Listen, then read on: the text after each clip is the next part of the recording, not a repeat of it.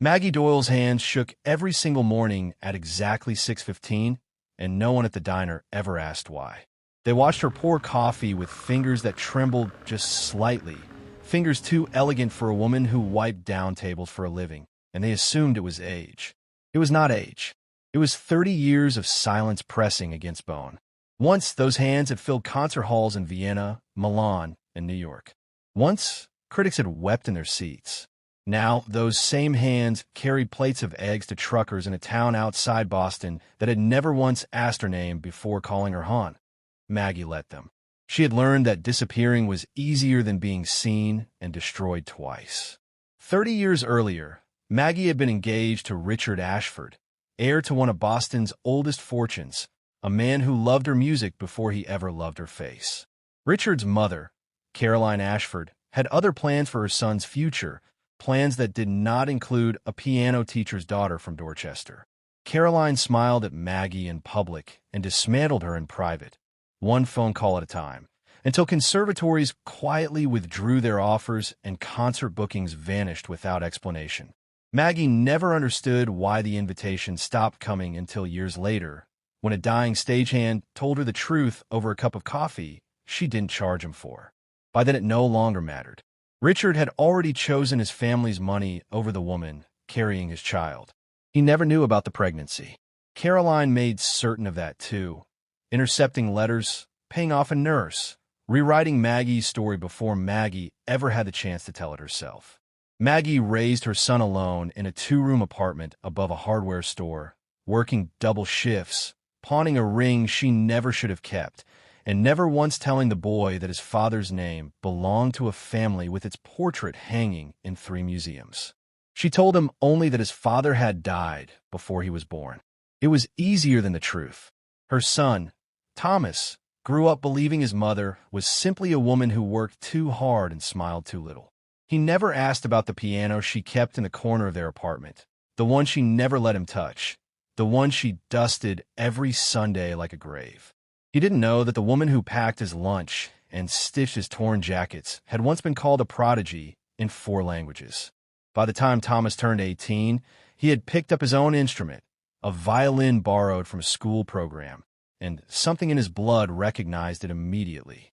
Maggie watched him practice from the doorway some nights, and she said nothing because saying something meant explaining everything. 20 years passed the way 20 years do when a woman is simply trying to survive one Tuesday at a time. Thomas became a violinist of quiet but growing reputation, touring smaller symphonies, teaching on the side, never quite breaking through to the stages his mother once commanded without knowing it.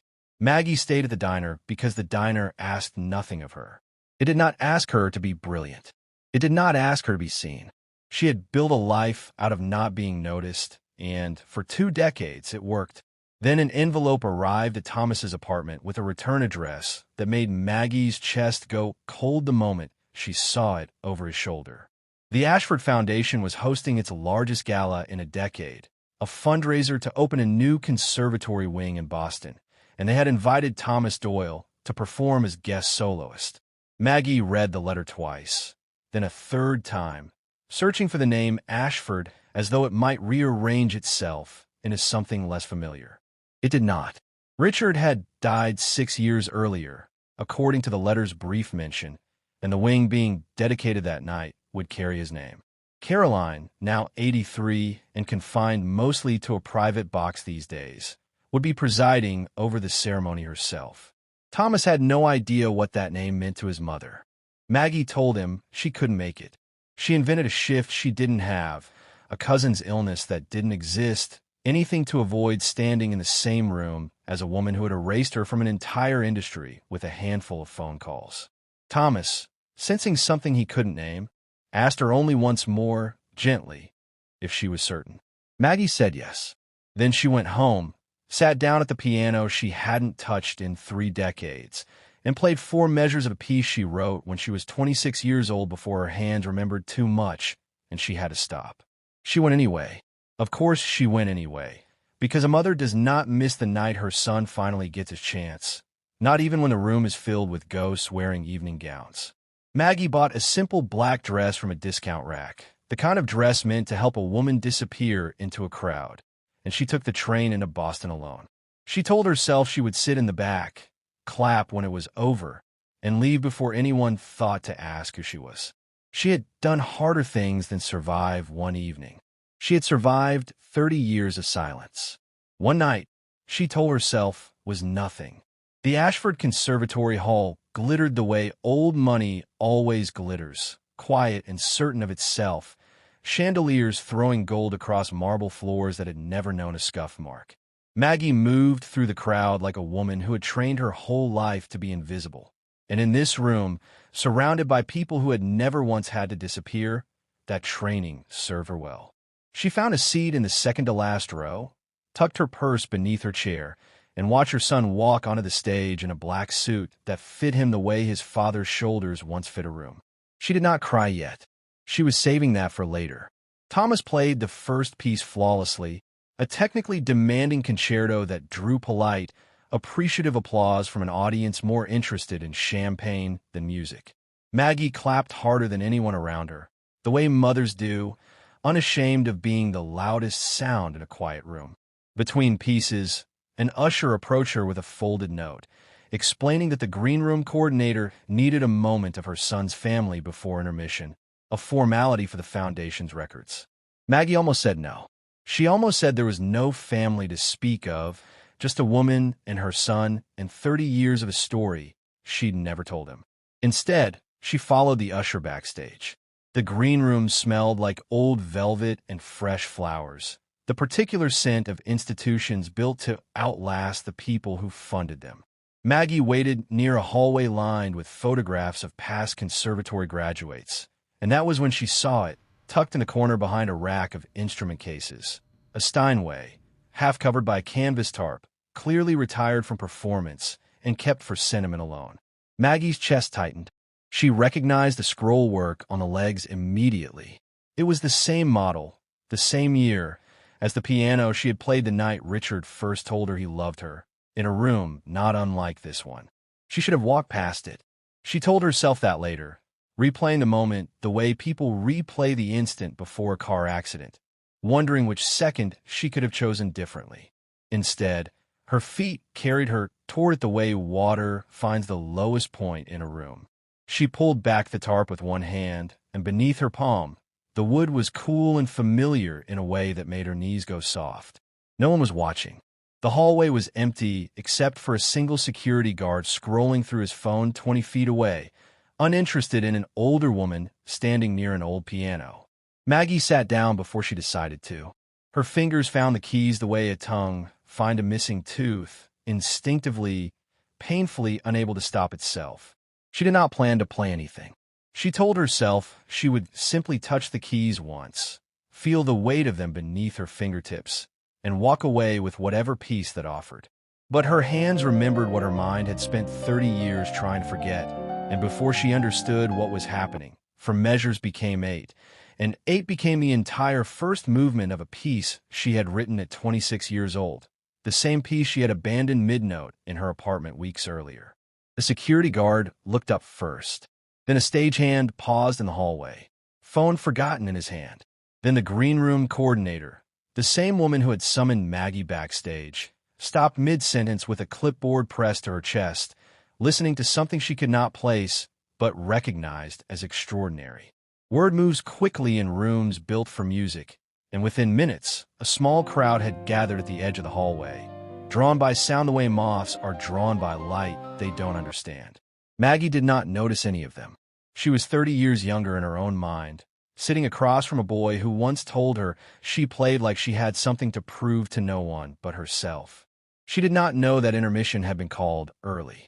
She did not know that Caroline Ashford, wheeled into the hallway by an aide to investigate the commotion, had gone pale the moment she recognized the piece being played, a piece she had heard exactly once, decades earlier, through a closed door she'd ordered shut. Caroline's hand rose slowly to her mouth. The woman playing that piano was not a stranger to her. She had spent 30 years pretending a name did not exist, and now that name sat 6 feet away from her, hands moving across ivory as though no time had passed at all, as though nothing had ever been taken. Maggie finished the movement and let her hands fall still in her lap, breathing hard, tears finally arriving the way they'd been threatening to since she first stepped into the hall.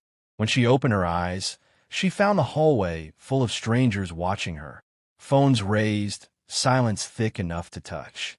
And directly in front of her, seated in a wheelchair with an oxygen line beneath her nose, was Caroline Ashford, 83 years old, staring at her with an expression Maggie had waited 3 decades to see, the unmistakable look of a woman finally facing what she had done. "You're the Doyle girl," Caroline said, her voice thinner than Maggie remembered, stripped of the authority it once carried like armor. Maggie stood slowly, smoothing her discount dress with hands that had just reminded an entire hallway why she once mattered. She did not answer right away. 30 years of rehearsed silence do not dissolve in a single sentence. No matter how long a woman has waited to hear her own name spoken by the person who erased it. "I'm his mother," Maggie finally said, nodding toward the stage where Thomas stood in the wings, having rushed backstage the moment word reached him that something had happened involving his mother and a piano. Caroline's aide tried to wheel her away, murmuring something about medication schedules and rest, but Caroline lifted a hand, waving the young woman off with the last authority she had left. "I thought you disappeared," Caroline said, and there was no cruelty left in her voice, only the exhaustion of someone who had carried a decision for far too long. "I made sure of it," she added, quieter this time, as though the confession cost her something physical to release. Thomas, standing just behind his mother now, looked between the two women with the expression of a man realizing an entire chapter of his life had been written before he was born. "You made sure of a lot of things," Maggie said, and for the first time in 30 years her voice did not shake. She told him then, in that hallway, in front of strangers with their phones still raised, the story she had spent 2 decades protecting him from. She told him about his father, about the engagement, about the letters that never arrived and the bookings that vanished overnight. She told him his name, Ashford, the one that had been hidden from him his entire life, the one etched now into a wing of the very building he had just performed in. Thomas said nothing for a long moment. Then he asked only one question, why she had never told him. "Because some truths cost more than they're worth," Maggie said, "and I decided a long time ago that you deserved a childhood, not a lawsuit."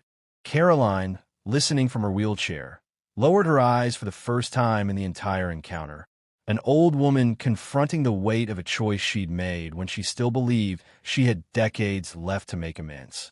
She did not apologize immediately. Some cruelties are too large to apologize for in a hallway, in front of an audience, with cameras recording every second for an evening news segment that would air the following night. But something in her posture changed, the way ice changes before it finally breaks. The gala's second half never happened as planned. Word of the encounter spread through the crowd faster than any performance could have, and by the time the Foundation's board members arrived backstage to manage what they assumed was a minor disruption, they found themselves facing a story too large to contain. Caroline requested, quietly and without her usual command, that the evening's program be paused so she could speak. Her aide protested. The board protested. Caroline waved them all off the way she had waved off objections her entire life.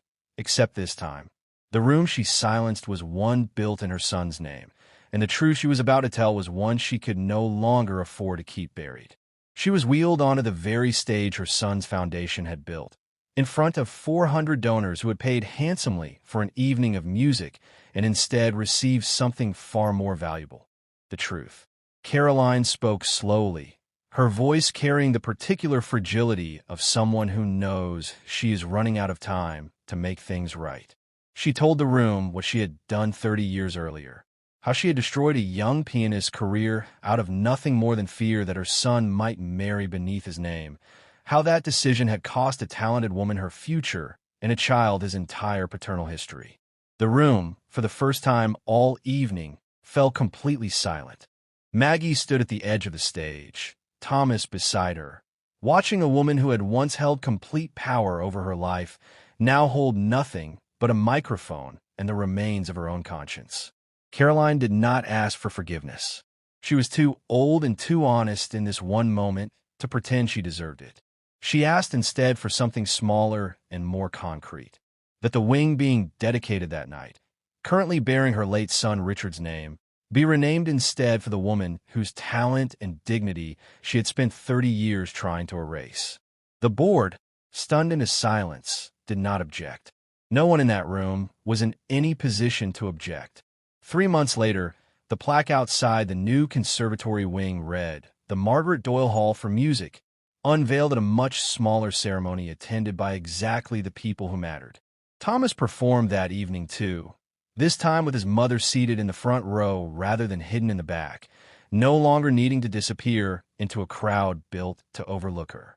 Caroline attended in a wheelchair, quieter now, having spent her remaining months making amends in ways that could never fully undo what she'd taken, but mattered nonetheless. Maggie did not forgive her fully. Some things cannot be fully forgiven, but she stopped carrying the weight of the silence. And that, she discovered, was its own kind of freedom. If this story moved you, you already know what it feels like to carry something heavy for someone else's comfort. Tell us in the comments which moment hit hardest. And don't forget to subscribe for more stories about women who were underestimated and never stopped being extraordinary. Maggie Doyle never became famous again, not in the way she once was, and she never wanted to be. She kept working at the diner 3 mornings a week, not because she needed to, but because the regulars had become the only family she'd built for herself outside of Thomas. Her hand still shook some mornings, but now, for the first time in 30 years, no one had to wonder why. They knew. Everyone knew. And for a woman who had spent 3 decades disappearing on purpose, being fully seen, finally, cost her nothing at all.